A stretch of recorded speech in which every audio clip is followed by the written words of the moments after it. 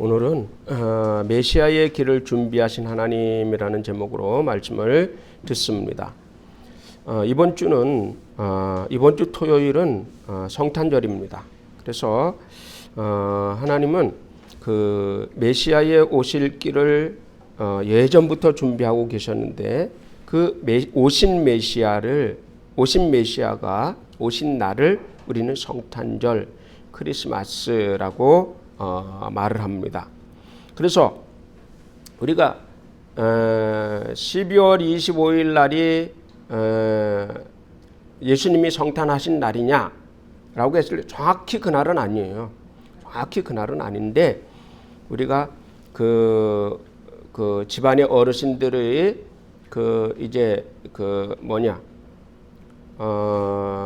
칠순잔치나 팔순잔치나 이런 거 할 때 날짜를 잡아서 하는 것처럼 크리스마스도 마찬가지로 그 날을 잡아서 하는 거예요. 그 날이 정확하게 그 날이 아니고 어떤 사람들은 이거 가지고 따지는 사람들이 있어요. 이단들이 이걸 가지고 따지고 덤벼요. 그러나 그것은 아니다라는 것을 정확하게 우리가 알고 있으면 좋겠습니다.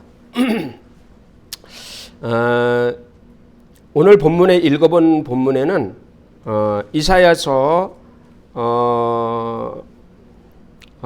이사야서에서 나오는 그 내용들이 뭐냐면 약 주님 오시기 전 약 700년 전에 바로 예언한 그 말씀입니다. 바로 그 말씀이 예언될 때에 앞으로 후에 메시아가 나게 될 것인데 그 메시아가 바로 전 세계에 다시 한번 그 시오니즘을 다시 한번 오게 할 것이다. 그렇게 이제 이야기를 하고 있습니다. 이 시오니즘이라는 것은 뭐냐면 이스라엘의 가장 그 영광스러웠던 때가 언제냐면 바로 다윗의 시대입니다. 하나님이 다윗을 세우시고 다윗을 왕으로 세우셨을 때에 그 다윗이 전 세계로 그 주변 국가를 전부 확장해가는 영토를 확장해가는 것을 볼 수가 있습니다. 그래서 그 주변 국가를 전부 다 이 다윗이 이렇게 주변 국가를 함락시키고 점령을 합니다. 그때의 다윗의 창고에는 어마어마한 그 금과 은과 그 보석들이 쌓이는 것을 볼 수가 있었어요. 그 시대, 바로 다윗의 시대로 다윗의 영광이 다시 한번 이 땅에 오게 될 것이다 라는 것이 성경에 예언이 되어 있는데 그 예언의 말씀을 기다리는 것이 시오니즘입니다. 시오니즘. 그래서 다윗의 영광이 유대 나라에 다시 임하게 될 것이다 라고 이제 이스라엘 사람들은 굳게 믿고 그 메시아가 오기를 간절히 기다리고 있는 거예요. 그 메시아가 임재하기를. 그래서 그 메시아가 와서 빨리 우리 이 이스라엘을 세계의 이스라엘로 만들어서 이 이스라엘의 영광이 다시 한번 회복되도록 그렇게 해달라고 기도하면서 기다리는 것이 바로 시오니즘입니다. 하나님은 이 주전 700년 전서부터 이미 그 이사야를 통해서 이스라엘에 한 왕이 오게 될 것이다. 이 한 왕이 나타나게 되는데 이 한 왕이 바로 메시아다라고 예언을 합니다. 다 같이 메시아. 자, 그러면 메시아는 뭐냐? 메시아는 바로 왕이라는 뜻입니다. 메시아는 바로 왕이라는 뜻인데 이 히브리어로 메시아, 신약에 와서는 그리스도라고 나옵니다. 그리스도는 바로 헬라어로 그리스도 왕이다 그렇게 이야기를 하는 겁니다. 그래서 이 메시아가 오게 될 것에 대해서 이사야서에서 계속해서 예언을 하게 됩니다. 그러면서 하나님은 메시아가 오실 길을 예비하십니다. 이스라엘은 그때 당시 나라를 가지고 있었어요. 두 쪽으로 이제 갈라져 있지만 나라를 가지고 있었습니다. 그런데 이 나라를 하나님이 바벨론이라는 나라에게 이제 점령을 당하게 됩니다. 그리고 이스라엘 백성들이 포로로 잡혀서 이제 바벨론으로 가게 됩니다. 그때 당시에 바벨론은 세계 최강의 강대국입니다. 세계 최강의 강대국. 이 세계 최강의 강대국에다가 이스라엘을 맡겨놓게 되는 겁니다. 자, 그리고 나서 이 이스라엘이라는 나라는 계속해서 세계 최강의 나라에다가 갖다가 집어넣게 됩니다. 그거는 하나님의 섭리입니다. 그리고 나서 바벨론은 이제 페르시아로 넘어가게 되고, 페르시아에서 시리아로 넘어가게 되고, 시리아에서 이제 나중에 뒤쪽에 쭉 보게 되면 이제 뭐가 나오느냐면 헬라로 넘어가게 됩니다. 헬라에서 알렉산더 대왕이라는 그 알렉산더 대왕이 일어나서 전 유럽과 전 세계를 다 통일을 하게 됩니다. 그렇게 되면서 이것이 가장 중요한 것이 뭐냐면 하나님이 이 알렉산더 대왕을 통해서 메시아의 오실 길을 예비하셨다라는 겁니다. 그러면 아니 이스라엘을 세워서 하시지 왜 그 헬라 나라를 통해서 하느냐라고 했을 때 아니다. 그 이스라엘이라는 나라는 작으면서도 하나님의 복음을 간직한 나라, 하나님의 그 말씀을 간직한 거룩한 백성으로 보존되기 위함입니다. 만약에 나라가 커지게 되면, 나라가 커지고 영광이 크게 되면 사람들이 부패해집니다. 우리가 잘 알듯이 폼페이라는 그런 도시도 로마에 이런 도시도 멸망을 했습니다. 멸망을 했는데 멸망한 이유가 뭐냐면 너무 부패했기 때문이다. 너무 부패했기 때문이다. 그래서 이스라엘은 남의 나라 속국에다가 갖다가 집어넣고 거기서 다니엘이라는 인물이 나오고 거기서 느헤미야라는 인물이 나오고 거기서 에스더라는 인물이 나오고 아주 위대한 인물들이 많이 나옵니다. 그러면서 이스라엘 백성들은 거기서 이제 잘 거룩하게 잘 보존이 되다가 나중에 헬라라는 나라를 통해서 이제 전 세계로 이제 통일하는 그런 모습을 볼 수가 있었습니다. 자, 오늘 첫 번째 언어의 통일, 다 같이 언어의 통일. 메시아의 오실 길을 준비하시는데 그 첫 번째가 뭐냐면 바로 언어의 통일이다.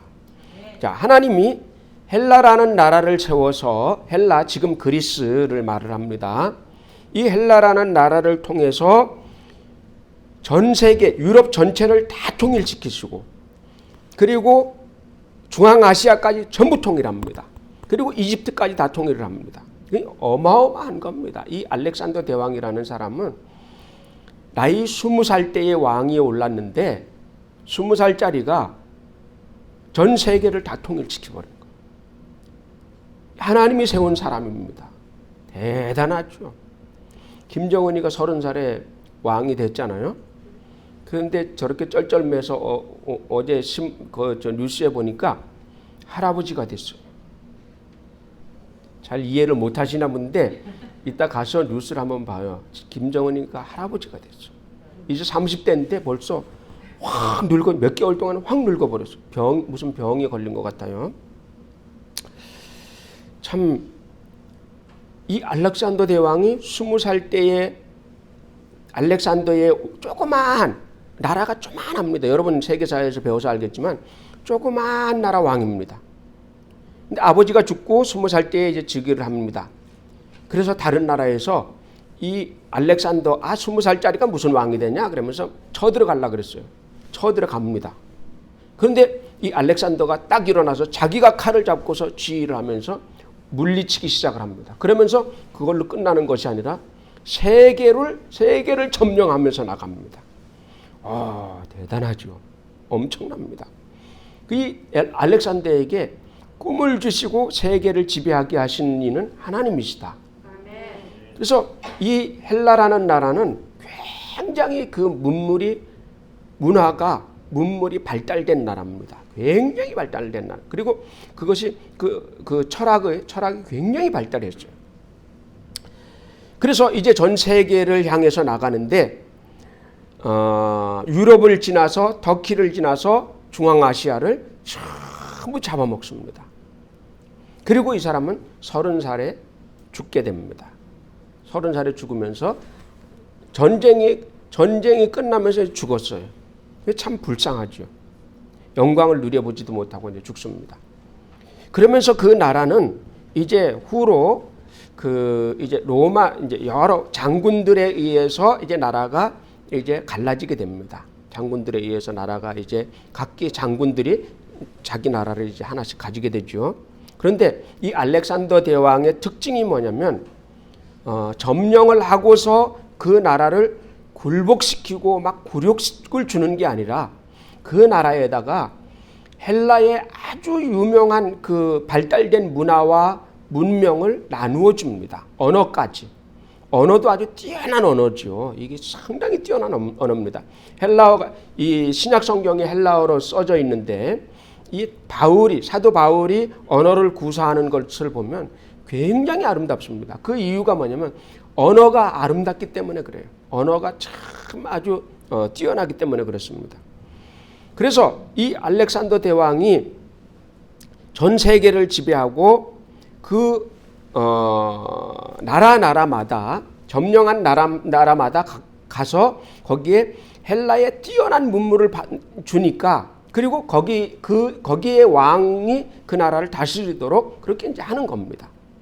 그러니까 다른 나라들도 뭐 굳이 그 알렉산더에 대해서 굳이 크게 대항할 필요가 없는 거예요. 그러지 않아도 알렉산더의 그 헬라 나라의 그 문물을 너무 좋아하는데 그래 점령하기가 굉장히 쉬운 겁니다. 그래서 각 나라마다 점령해서 막 수탈하고 빼앗고 하는 것이 아니라 그 나라를 인정해주고 그 나라 왕으로 다스리게 해주고 대신 우리나라 문물을 배워가라 하면서 이제 문화를 공급을 해주는 겁니다. 그렇게 해서 전 세계가 다 이제 헬라 나라로 통일이 되는 것을 볼 수가 있습니다. 그 이후에 이제 로마 나라가 이제 들어서면서 각 왕들이 이제 조금씩 이렇게 나누어 가지면서 그게 나중에 로마가 됩니다. 그래서 그리스 로마 신화라고 할 때 그리스 신화 이렇게 하지 않고 그리스 로마 신화 그렇게 얘기를 합니다.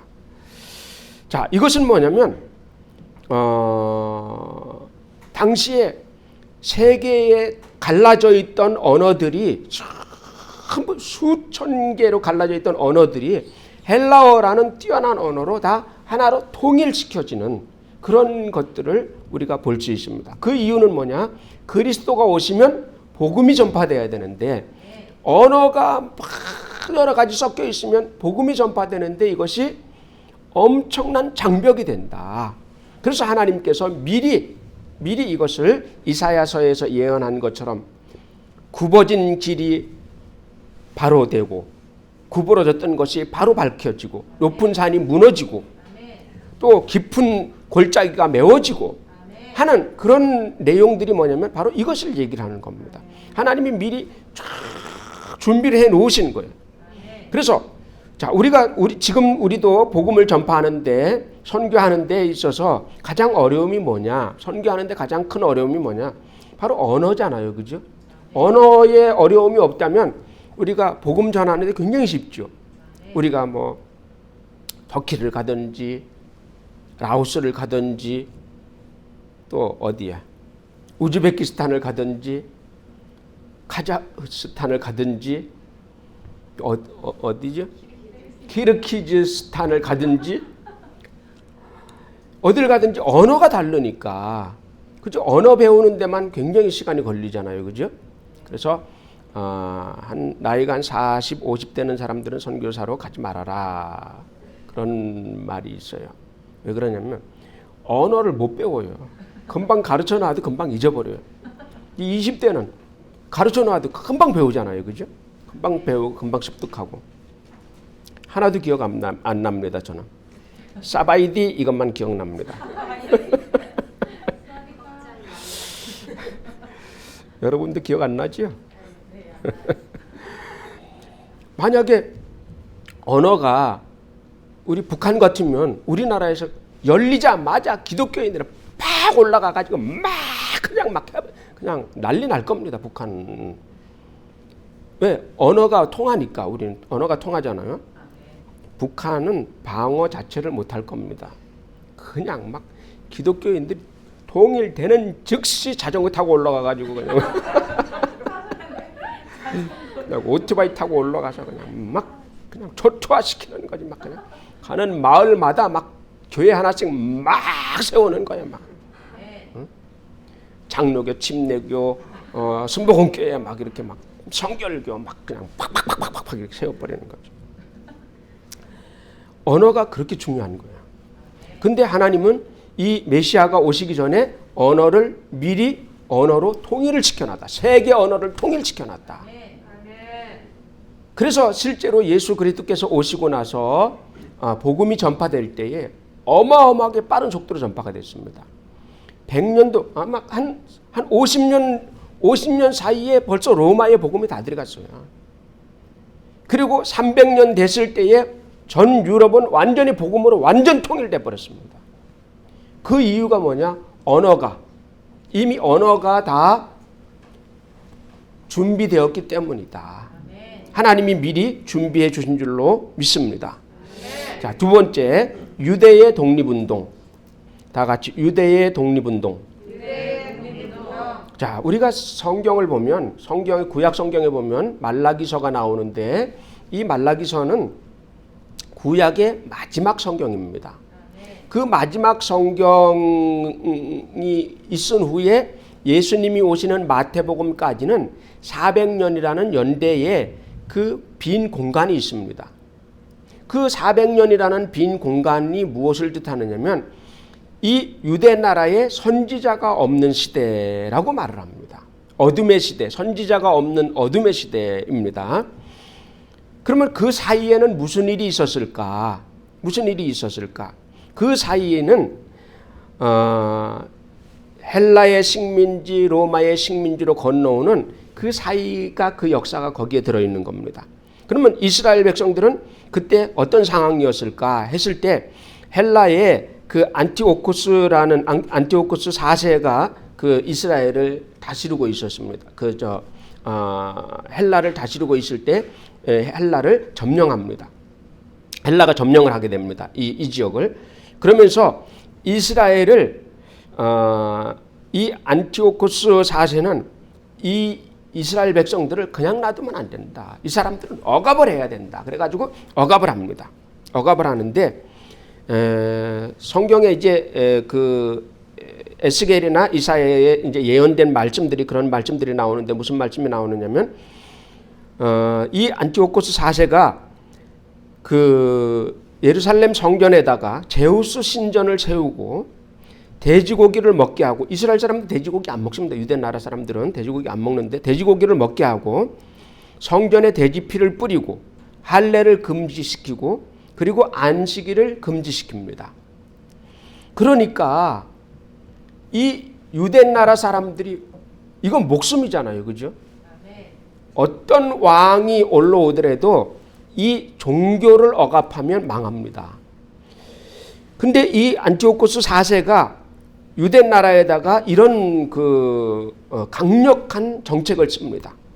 그랬더니 유대에서 대제사장 마따디아라는 사람이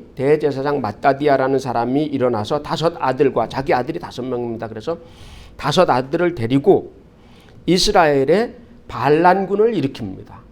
반란군을 일으켜서 이제 헬라에 대해서 그 반란군을 가지고서 싸우게 됩니다. 싸우면서 이 대제사장 마따디아는 이제 거기서 전사를 하게 됩니다. 그러면서 그 마따디아의 뒤를 이어서 셋째 아들 유다라는 셋째 아들이 일어나서 이제 지휘를 하게 됩니다. 그 유다라는 사람은 마카비라는 별명을 가지고 있습니다. 이 마카비라는 별명은 뭐냐면 망치라는 뜻이에요. 망치로 때려 부순다 그런 거죠. 이 마카비, 그래서 마카비 전쟁, 유대사회에서 마카비 전쟁 그러면 굉장히 중요합니다. 이 마카비가 군대를 일으켜서 헬라파 사람들을 전부 유대에서 몰아내게 됩니다. 몰아내고 이 유대 예루살렘을 독립을 하게 됩니다. 그러면서 거기서 나온 것이 뭐냐면 이게 이제 신구약 중간에 들어있는 역사입니다. 거기서 나온 것이 뭐냐면 신약에 보면 뭐가 나오냐면 사두개인이라는 사람들이 나옵니다. 사두개인, 다 같이 사두개인. 이 사두개인이라는 사람들은 뭐냐면 바로 대제사장의 집안들을 사두개인들이라고 얘기를 합니다. 성전을 점령하고 있는 사람들. 이 사람들을 사두개인들이라고 얘기를 하는데 이 사람들이 뭐냐면 바로 이 유다 마카비 집안 사람들이 바로 이 사두개인입니다. 이 사두개인이라는 것은 어디서 나오느냐면 다윗 시대 때 다윗을 돕던 제사장이 바로 사독입니다. 이 사독 제사장의 후손들이 사두개인이 되는 겁니다. 나중에 그 정권을 잡게 되고 사두개인이 되는 겁니다. 그래서 이 사두개인들이 예수님 때 왔을 때도 역시 이 사두개인들이 그 유대의 정권을 꽉 잡고 있습니다. 그래서 이 사람이 정신적 지주가 되고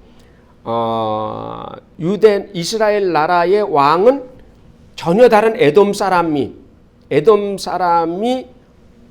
로마에 가서 왕권을 받아 가지고 와서 이스라엘의 왕으로 군림을 하게 되고 허수아비 왕이에요. 이게 군림을 하게 되고 로마는 그때 당시에 이 유대 나라를 별로 간섭을 안 합니다. 간섭을 안 하는데 군대를 갖다 가이사랴에다가 주둔을 시켜놓고 명절 때만 예루살렘에 올라오게 되는데 그때 올라온 사람이 빌라도입니다. 그때 올라온 사람이 자 로마는 유대 나라가 세금만 잘 내면 간섭을 안 합니다. 왜냐하면 유대 사람들이 워낙 거칠어요. 유대 사람들이 워낙 거칠고 종교에 대해서 조금만 탄압을 하면 그냥 막 폭동을 일으키고 사람을 죽이고 난리를 칩니다. 그래서 이 사람들은 그냥 세금만 받고 그냥 이 사람들은 그냥 자연스럽게 풀어주자 하는 그런 식으로 다스립니다. 세금도 못 걷습니다. 세금도 걷다가 못 걷으니까 유대 사람들에게 맡깁니다. 사케오라든지 이런 사람들이 세리장이잖아요. 그죠? 마태 이런 사람들이. 그러니까 세금을 못 걷으니까 유대 사람들한테 오다를 줘서 로마에다가 이 유대 나라 전체에 예를 들어서 1조만 걷어내라. 나머지는 니네 다 가져라. 이런 식으로 이제 위탁을 주게 되는 거예요. 하도 못 걷으니까 얘네들이. 그 정도로 유대 민족들이 그 종교에 관해서는 굉장히 강하게 반발하는 그 민족입니다. 만약 우리도 그렇죠. 기독교도 그렇죠. 만약 나라에서 막 탄압을 한다. 막 기독교에 대해서 강력하게 이렇게 제압을 한다. 그러면 처음에는 순종을 하지만 나중에는 그냥 반발을 하는데 독립운동하듯이 반발하죠. 우리나라의 독립운동을 한 주체가 기독교잖아요. 그죠? 자, 그래서 이렇게 마카비 가문을 통해서 바로 신구약 중간을 이어오게 만들고 그 사람들의 또 하나가 뭐냐면 바로 바리새인들을 통해서 나라가 유지를 해 옵니다. 그렇게 하는 것이 뭐냐? 바로 거룩함을 유지해 나오는 거예요. 바로 그리스도가 오실 길을 예비하신 것이다. 자, 세 번째 시오니즘. 다 같이 시오니즘. 자, 시오니즘은 아까도 말씀드렸듯이 시온의 영광을 이야기를 합니다. 이 시온의 영광, 다윗의 영광을 회복하자라는 겁니다. 자, 상황이 아까 마카비가 독립운동을 하고 그러다가 나중엔 마카비 로마에서 와서 이스라엘을 완전히 다시 한번 점령을 합니다. 그러면서 이 마카비와 그 군대들은 어떻게 되느냐면 지하화됩니다. 이 사람들은 그 독립운동 그 단체들이 그냥 숨게 됩니다. 패하면서 숨게 되면서 이제 점조직으로 해서 이제 이스라엘 전체적으로 누구도 이제 파악하지 못하도록 이제 지하화되면서 이들은 숨어 있습니다. 이들이 이제 신약 시대에 드러나게 됩니다. 신약 시대에 이제 이들이 이제 오는데 그들이 이제 그들 중에서 제자 중에서도 있는데 이 제자가 베드로 같은 사람들, 이런 사람들이 바로 그 이스라엘의 독립군의 그 지하 조직의 한 사람입니다. 그래서 이 사람들은 뭘 기다리느냐?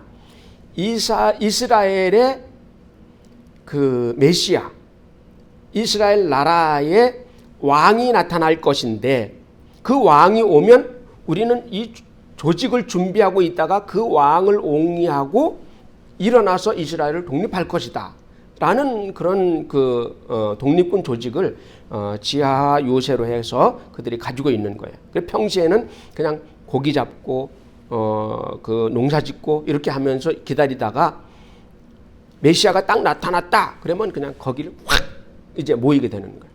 그래서 세례 요한이 나타났을 때 세례 요한을 중심으로 막 모였습니다. 그러다가 아니구나 이렇게 하고 다시 예수 그리스도께로 가서 모이는 모습을 볼 수가 있습니다. 그들이 열심당입니다. 열심당원들이 당시에 그 이스라엘의 독립 조직입니다. 자, 그래서 이러한 상황 속에 예수 그리스도가 탄생하게 됩니다. 탄생을 할 때에 예수 그리스도께서 오신 것을 제일 먼저 인지한 사람들이 있습니다. 제일 먼저 인지한 사람들. 퀴즈에 나오는 거.